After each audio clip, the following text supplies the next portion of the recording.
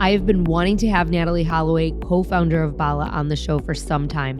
Thankfully, our mutual friend and past guest of the show, Michelle Whaler, co-founder of Beyond Yoga, jumped at the opportunity when I mentioned it, and she helped me to make that happen. Thank you so much, Michelle. Huge shout out to you. You are such a huge support, and I adore you. And I want to say this to all the listeners. All you have to do is see what's going on here, because women are supporting women. I was an early adopter to Bala. I bought mine during the pandemic and I used them all the time. I still do. I put them on my ankles or on my wrists when I go for a walk. For me, Natalie revolutionized weight training. Her product made weight training a part of my daily routine. And now it's something we talk about here all the time. So many of you are prioritizing weight training into your own routines, and we talk about it here almost daily, especially as many of us are over 40. Natalie Holloway is the co-founder of Bala, a fitness company known for its stylish ankle and wrist weights. She's a certified yoga instructor and a former runner, and she co-founded the company with her husband in 2018 after feeling uninspired by the serious fitness industry.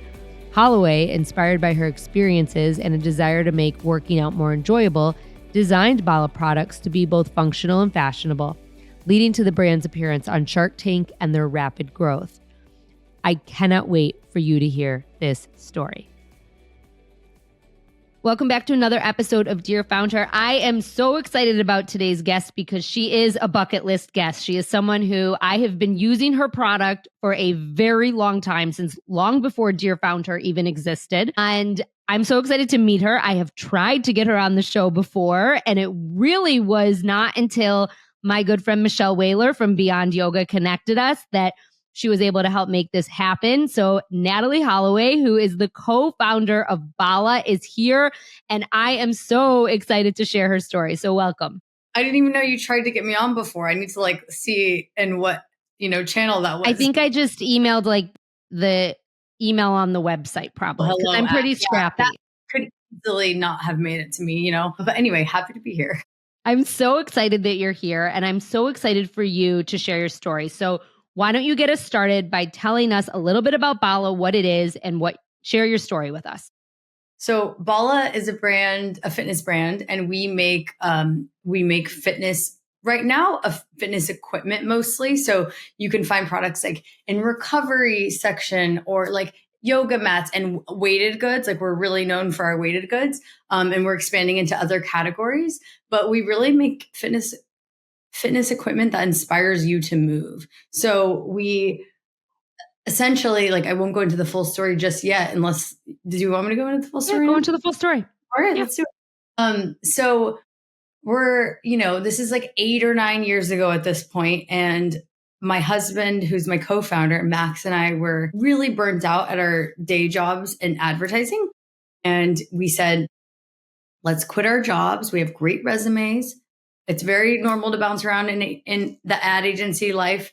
And we were like, let's quit our jobs. Let's travel. We were late 20s. Let's travel throughout the world, but we did mostly Asia. And we'll return after 6 months or a year. We'll get jobs again. We kind of didn't overthink it. We're like, let's just do it. We just started dating actually. So that was kind of crazy looking back. But at the time we were like, let's just not overthink it. Quit our jobs. What's the worst that could happen? Worst that could happen, we break up and return. And then we if we have to move in with our parents for a little bit while we find another job, we were okay with that.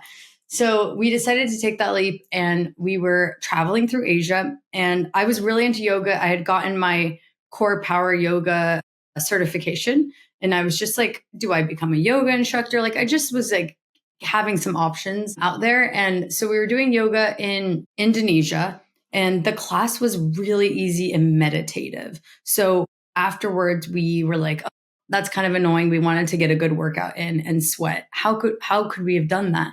And we started talking about resistance and adding weights to your workout to make it harder. And we then landed on wrist and ankle weights.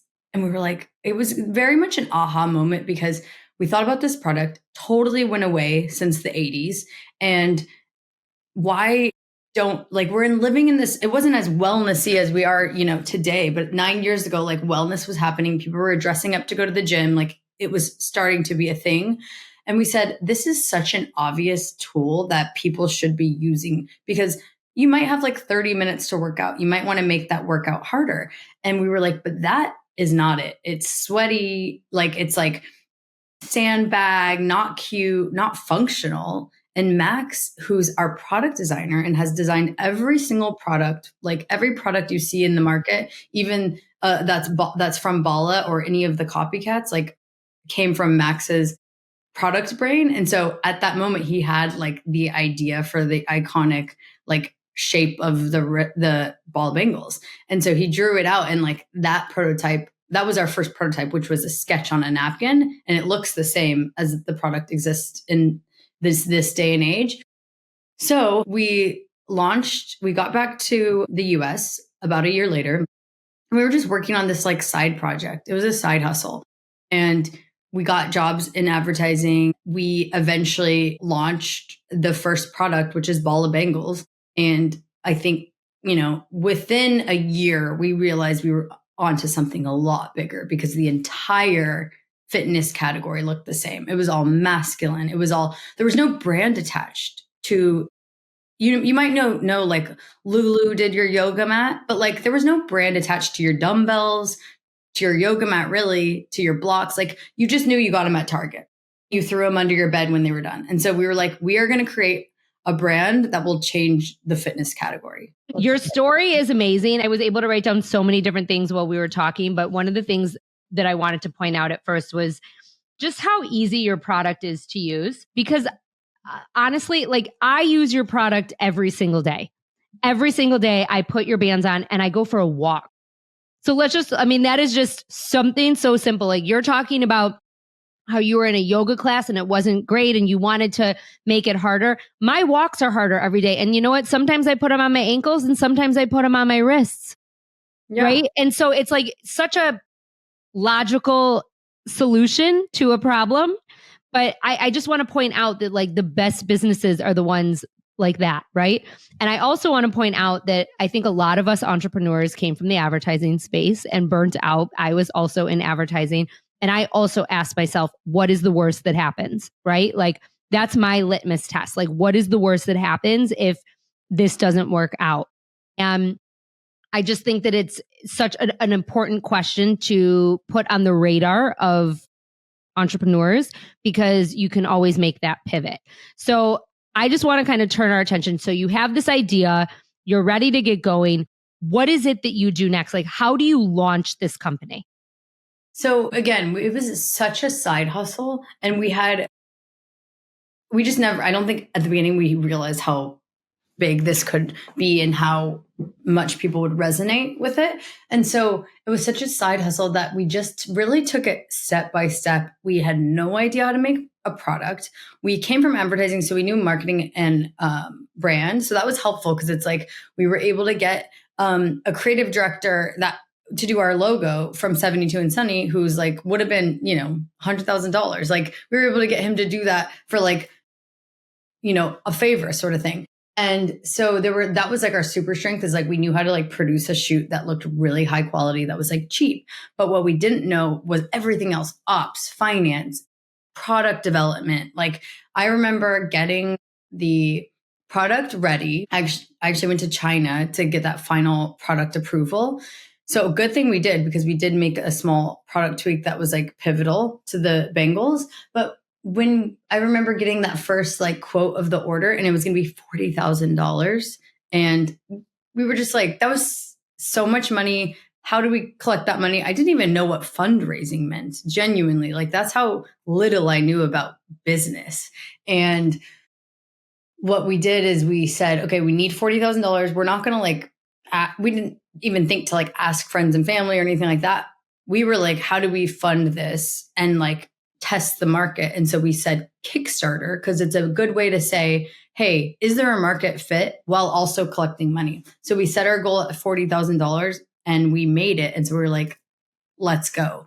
But we didn't think like quit our jobs, go all in or anything like that. Like I worked on the business for probably a year and a half before I quit. And Max worked on it for 2 years. We were so conservative before quitting our day jobs because Max's salary was like paying our rent and allowing us to put more money into Bala as we started the brand. And so he didn't even quit his job until the day before we aired on Shark Tank. And at that point, we had done over $2 million in sales, and we were in Goop, we were in Free People, but it's still like, we were so conservative about it. And I think there was this feeling, and I don't think that feeling even goes away, of maybe like this could be taken away at any moment. Well, so when you got that first order worth of $40,000 of product, obviously there was a Kickstarter. So some of that product had to go to the people who funded, right? Mm-hmm. But then what did you do with the rest, and how did you get the rest of that product out into the world?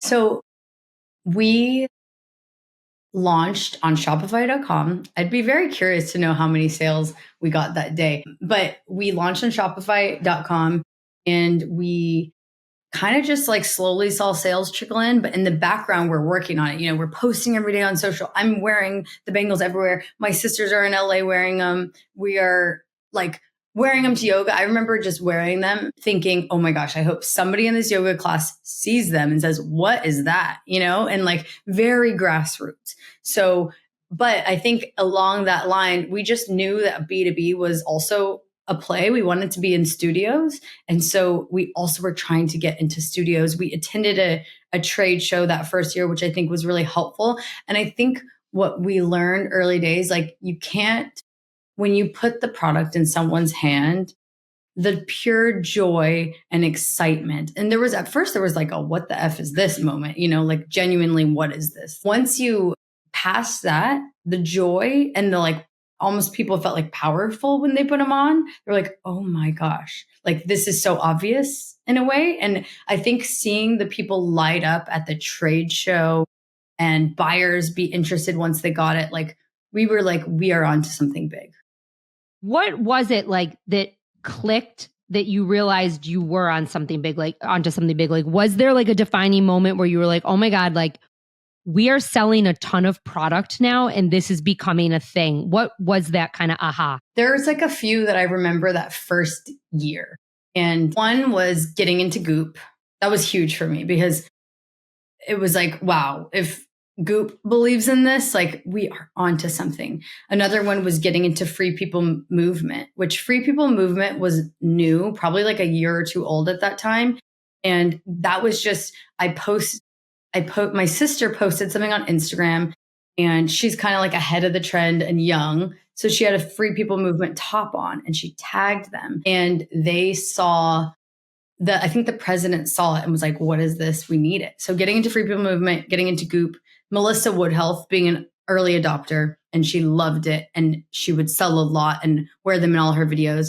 And then getting into Shape magazine, like a print photo in there. And I think those were like the huge moments year one where I was like, this is a thing. Did you raise any money other than the Kickstart before Shark Tank? No money. So every time we sold product, we just put it back into the business to buy inventory. And we never had the right amount of inventory for years because we were just funding it. It was so bootstrapped.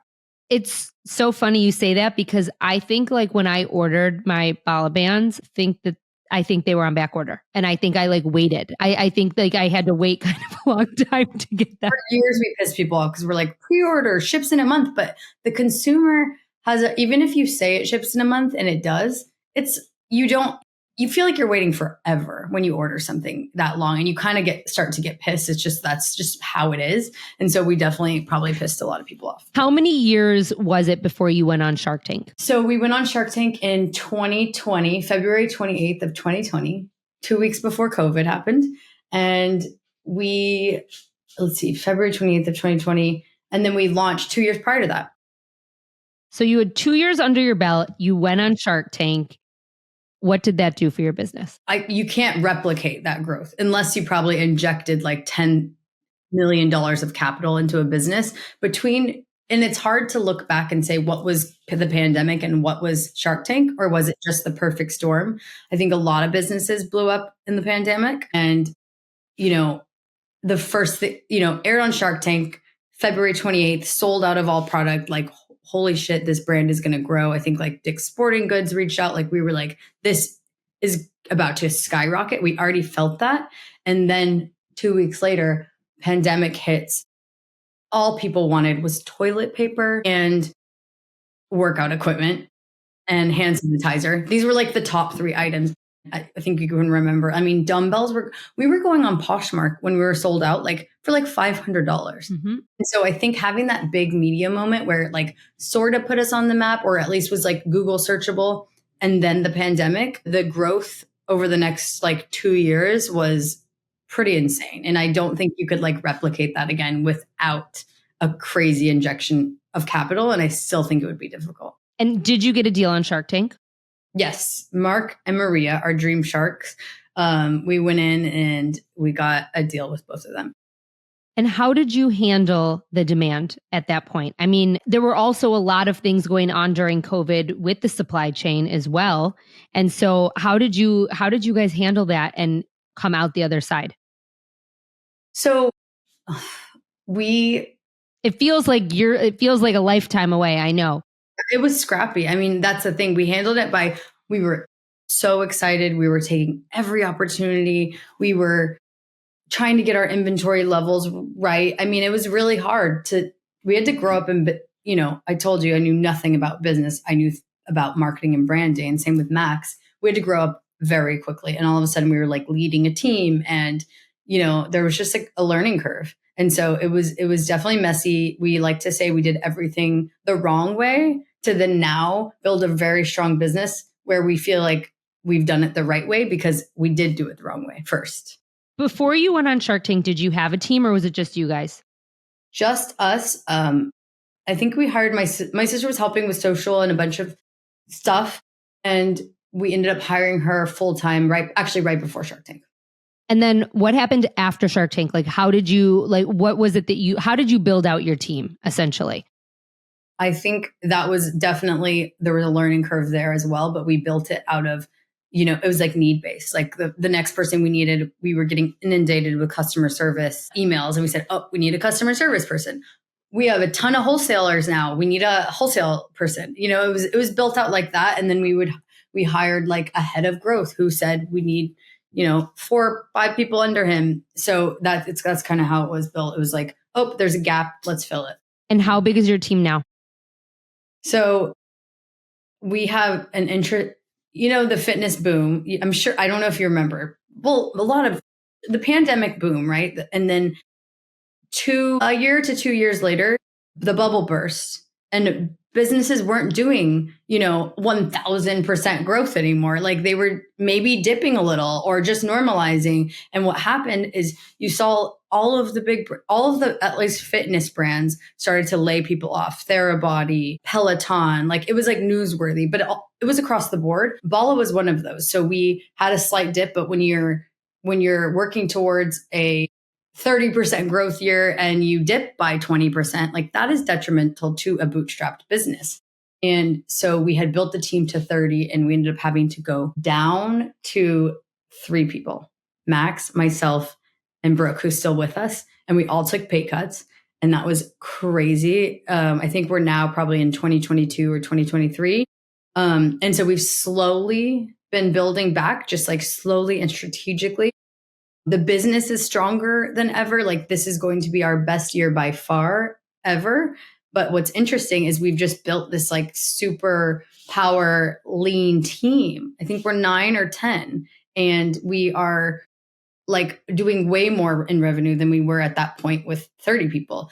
And we have really strong agency partners. So I think I counted the other day, we have like 8 agencies, like customer service agency, email agency, and I'll bury the details. But the point is that we have these trusted expert agencies that act like they are a part of the team. And that's sort of the model that we've been building. And we'll only hire people back too. But when you initially hired, you had people that represented what those agencies now do. And you were able to now outsource that task. Mm-hmm. And so you're not taking on the full responsibility of the employee, but you're having a trusted agency, to your point, take on that responsibility and still work in that capacity for your business, which is smart. Exactly. Yeah. Where it used to be like maybe like 2 people in house, it's like now I have this agency and maybe there's like 6 people working on the business, but they don't need to be full time on Bala anyway. So it's like maybe 20% of their day. And so, and a lot of these agencies we've been working with for many years at this point, like they know the brand. So this is what's working for us now. And of course, as gaps pop up in house, we will hire. Like I'm just seeing a few roles that are popping up late in the last few weeks. And so, yeah, but we're just being more slower about it because that was traumatizing. I was going to say, do you think that you hired too fast, or do you think that you really sincerely had the need for that? If you could go back in time, do you think you should have employed agencies back then versus hiring people? I mean, it's hard to say. We definitely hired too fast. The thing is, we didn't know we had not built a business that was scaling so quickly before. We didn't have, C-suite people or even like VC strategics like guiding us. It was Max and I, our gut. And we were also deferring to some of the experts that we've hired. And if they said they needed a team of 4, like, what do we know? If you're saying, you're going to grow if we hire this person, this person, this person. It seems like that's right. We are growing. We need to like staff up. We're kind of all slammed. And so I think that the real issue was we didn't let the dust settle between hires. We just like said, we're hiring all these people. And looking back, what we should have done is like hire somebody, let the dust settle, make sure we needed that next person, because I think almost with every couple of hires, you can kind of restructure who's working on what. And I think it's kind of just like a river that needs to flow and be determined based on specific personalities and types of people. And I think that's hard to do if you just say, okay, out the gate, we're hiring 15 people right now. It's like, no, I would hire maybe 5, let it settle, see what's needed, where are the gaps, and then next round. I think that that's a really good lesson, and that's why I bring it up. I think hiring always is a challenge, especially when you've never done it before. And I do like what you said about the agency piece in this moment right now because it's working for you. And I oftentimes tell people like, hire someone part-time or hire a freelancer or hire an agency that you're not so indebted to. And if you needed to sever ties, you could without the repercussions of it being a full-time employee. Right? So when did you guys start really expanding your product offering? Because you offer so much more now than when I first bought my bangles. I think after Shark Tank, Max had the idea for the Bala bars, which are dumbbells. And I think that the insight was like, let's ballify everything. But we started with a few things. And basically it was Bala bars, because it was like, why do all dumbbells look the exact same? And then the power ring, which, it's kind of like a hybrid between a kettlebell. It's kind of a newer age kettlebell. And it's just like really cool. And you can move with it. I don't know if you have one, but it's like, it's very cool product. And that just like came to him. So those were the next 2 products. They were hits. And then from there, we were on a journey of ballifying the entire category. And I think we had to like kind of slow down during that like 2023 dip. But now if you check our site, like we just launched compact mat last week. This week, we just launched Bala bars. We have a very cool launch coming next week. Like we just have lots of products in the works. So you said at the beginning of this that before Shark Tank, you had done $2 million in business. Where are you now financially? Can you say? I can't say, but I will say it is our best year by far. We're just not putting it out there yet. That's okay. Like best year by far. So that's tremendous growth. Tremendous. And are you profitable? Yes. Congratulations. Thank you. I mean, that's a really big deal. Going through the drama of 2022, 23, we don't have the appetite to not run a profitable business. And so I think we just got really tight on the P&L and try to understand how do you make a profitable business? And so I think we were able to figure that out. And once that's the way. Obviously it's hard. It's harder, easier said than done, but that's like our main criteria for every decision we make. Something that I've admired about you so much, just watching you from afar, is also how supportive you are of other women business owners. I mean, I see you pop up like everywhere, telling your story, sharing your knowledge. And I would love for you to kind of share a little bit about that and why it's so important, because this is something that I really hammer home a lot here. And I think you truly embody my mission of supporting and helping others. I mean, you are a fitness founder, you know, you don't have to be that person, but you are, and it's amazing. That's so nice. I mean, I think that's just like what's authentic to me. And I think when you're authentic to who you are, it shows. And I get, you know, there's the whole thing where does this like drain your energy or give you energy? It gives me energy to be able to like, you know, get on a mentor call and like give them advice or do something like this where I'm telling people like, hey, these are the mistakes I made. Like, don't make those. And that fuels me. And I feel like that is like the direction my career is moving, because there are so many lessons I've learned from building Bala, and I just like to share them with other women. What would you say are your top 3 lessons that you would, or mistakes that you made that you would tell another female founder? I would say never take your eye off the dollars, whether it's you or the co-founder or like a CFO, whatever. Like someone has the eye on the dollars, because when the second that you think, oh, I'm good, things are like rolling, and you take your eye off, I feel like money can be spent that like shouldn't. And I'm all about building a profitable business. So keep your eye on the P&L. Let's see what other mistakes. I mean, we already said this, but I ought to say it, like the hire, slow, fire fast thing. And that's I think Mark Cuban coined it, or he at least, I heard it from him. And we talked about why that's important, but also firing fast is important too, because the moment you feel like it's not working, it's not working. And I think they also feel it. And you're cutting ties with them so they can move on to something better and that better serves them. So fire fast. And then the third is, I mean, this is like probably a lot of people don't agree with this, but I think never do it for the money, because I feel like the things that I've been most successful at, I have not done it for the money. Sure, money's great. And you're like, oh, that'd be great if we exited for this crazy amount, or we're making, you know, it's great. But I think like the authentic passion will shine through if you're not doing it for the money. So you wrote a book, which like, I mean, I don't know how you have time for all this. I mean, really, but you wrote a book and you showed it to me before we hopped on. And so I would love for you to tell us a little bit about the book and what people can expect from it. Yeah. I mean, well, the time, you know, it's a give and take. Show the book, because the video, you have the book, so show it, because the video will be on YouTube. This is the book. So this is it's a time thing also. So I am hit up a lot to take mentor calls. I don't have time. I have 3 children. I need to prioritize being with my children. And, you know, I'm really like kind of like strict about my schedule in that way. And so I was like, I want to like give I feel like I'm like burning to give some knowledge away from what I've learned, the do's, the don'ts, what's working, what's not. I get asked daily on DMs and LinkedIn, and I'm like, I just need to like put it out there.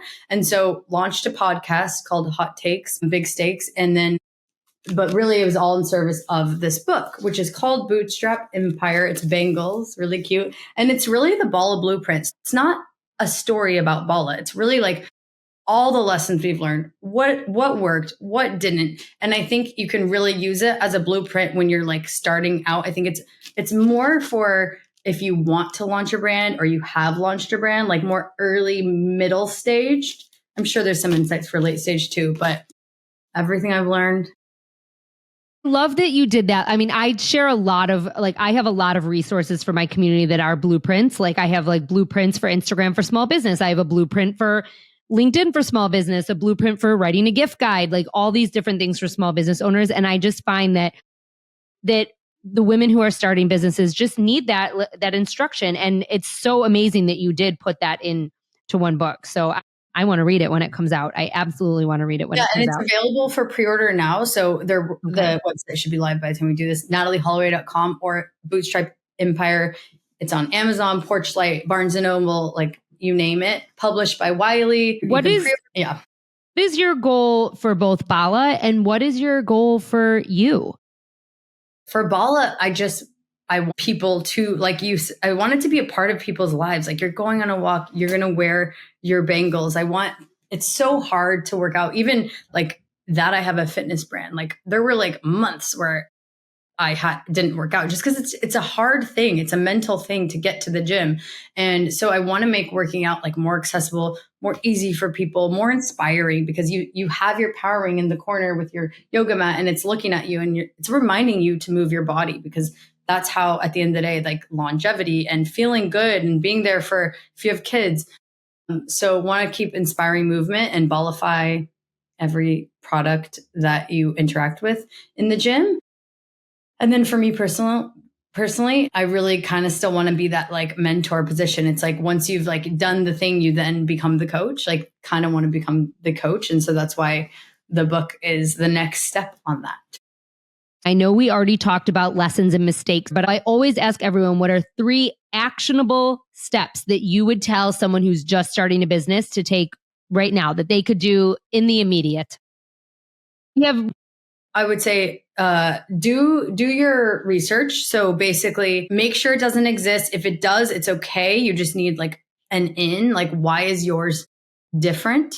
And that will be like all in like the marketing or the product details. Or again, it's like could be a tech product. It's like, I think like to know it existed, and then ShopMy has now like crushed them, you know? So what's different? What's the pain points that you can improve upon? Do all of your research and position yourself like very differently. I think that's like key. And then the second would be understand a P&L and a financial model, because it's very scary if you don't come from that background and you can easily just like shy away from it. But you know, we have ChatGPT, we have a million AI tools, like learn that, get good at that, know your unit economics so that you're going in with like a strong understanding of the amount you can spend to like acquire a customer, like how you can be profitable, because that is so important at the beginning. Like if we would have priced the Bengals wrong, like we couldn't be profitable now. So I think it's really, really important to price your product right and understand your numbers. Third is start documenting. Pick 2 to 3 social platforms, go all in on those, because it's overwhelming you might even just pick 2 to start, especially if you're like starting scrappy. It's overwhelming to be everywhere. Like, am I really going to be on like Pinterest, X, TikTok, Instagram and run a business? Like, no, if it's just you, like pick 2, Instagram and TikTok, go all in on those. Organic social, posting every single day because it's free. Natalie Holloway, co-founder of Bala, thank you so much for being here, for sharing your story, your knowledge, your expertise. We're going to link your book in the show notes. Everyone needs to go buy it, Bootstrap Empire, because I am sure after you heard this conversation that you are going to want to learn more from Natalie. And if you look at the book stack behind me, for those of you who are watching on YouTube, I'm going to have Natalie's book sitting right there as soon as I get it. So thank you so much for being here.